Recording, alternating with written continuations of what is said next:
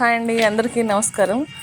ఈరోజైతే మనము మంచి స్పైసీగా chicken curry, chicken tandoori chicken రెండు చేసుకోబోతున్నామండి. ఆల్రెడీ నేను ఒక వీడియో చేసినాను. ఇది మాత్రం ఇప్పుడు మళ్ళీ ఇంకోటి హాఫ్ చికెన్ గురించి మళ్ళీ చేస్తున్నాను. ఇప్పుడు మన చికెన్ అయితే నీట్గా కడుక్కునేసి దాంట్లో ఒక నిమ్మకాయ, ఒక 1 టీ స్పూన్ అల్లం వెల్లుల్లి పేస్ట్, 1 టీ స్పూన్ పెరుగు, 1 టీ స్పూన్ కారం పొడి, చిన్న హాఫ్ టీ స్పూన్ పసుపు, ఇప్పుడు ధనియాల పొడి 2 స్పూన్స్,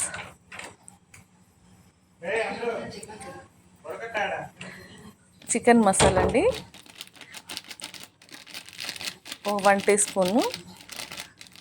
మీకు ఏది అవైలబుల్గా ఉంటే అది వేసుకోవచ్చు. చికెన్ మసాలా, ఉప్పు సరిపడంత, అంతా మొత్తం ఒకసారి మంచి మిక్స్ చేసుకుందామండి. మిక్స్ చేసుకొని మనం ఒక 4 అవర్స్ అలా పక్కన పెట్టేసుకున్నామంటే చాలా సాఫ్ట్గా బాగుంటుంది. చికెన్ తొందరగా కూడా అయిపోతుందండి. ఇది మనం ఫ్రీ ఉన్న టైంలో ఇది కలిపి పెట్టేసుకున్నామంటే చేసుకోవడానికి చాలా ఈజీగా ఉంటుంది. నేనైతే 4 అవర్స్ పక్కన పెట్టేసినాను.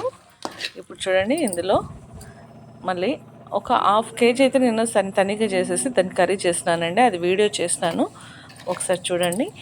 ఇప్పుడు ఈ మెత్తటి పీస్లో నేనైతే 1 టీ స్పూన్ పెరుగు, 1 గంటె నూనె వేసి బాగా కలుపుకునేసినాను. 2 అరటాకులు తీసుకున్నాను. ఈ అరటాకుల్లో మొత్తం పెట్టేసి ప్యాక్ చేస్తున్నాను. ఇది చాలా స్పైసీగా సూపర్గా ఉంటుందండి ఈ చికెన్ మాత్రము. ఇది చాలా హార్డ్, టైం ఎక్కువ పడుతుంది అని అనుకుంటారు. అలా ఏమీ జరగదండి. చాలా తక్కువ టైంలోనే ఈ ప్రాసెస్ అంతా అయిపోతుంది. నీట్గా ఉప్పు కారం అన్నీ బయటికి రాకుండా నేనైతే 2 అరటాకులతోని ఫిల్ చేసేసినాను.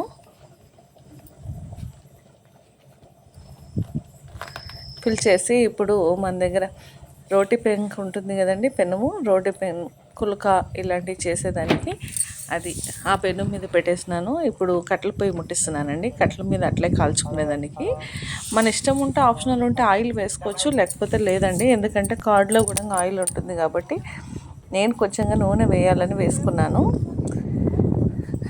ఇలా మంట పెట్టేసి నేను తింపడం మాత్రం స్కిప్ అయిపోయిందండి. రెండో వైపు, ఫస్ట్ వైపు కాలిపోయింది, రెండో వైపు తింపి పెట్టినాను. ఇప్పుడు చూడండి, ఓపెన్ చేస్తున్నా. చాలా బాగా లోపల మెత్తగా సాఫ్ట్గా ఉడికిపోయిందండి. సూపర్ టేస్టీగా ఉంది.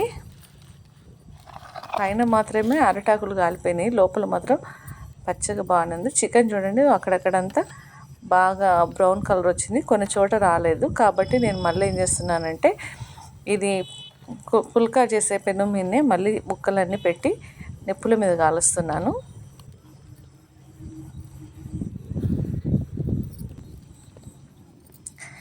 ఇట్లా కొంచెం కొంచెం బ్రౌన్ కలర్ వచ్చిందంటే చాలా బాగుంటుంది. చూసారా, స్పూన్తో ఇలా ప్రెస్ చేస్తే ఎంత మెత్తగా సాఫ్ట్గా ఉడికిపోయింది. అరిటాకులోనే ఉడికిపోయిందండి. అలానే డైరెక్ట్గా తినొచ్చు. నేను ఇంకొంచెం నిప్పుల మీద కాలిస్తే ఆ మసాలా అంతా దానికి బాగా డ్రై అయిపోతుందని నిప్పుల మీద పెట్టినాను. మంచి టేస్టీగా సూపర్గా వచ్చిందండి. 1 సైడ్ కాలిన తర్వాత ఇంకొక సైడ్ తింపించుకుంటే సరిపోతుంది.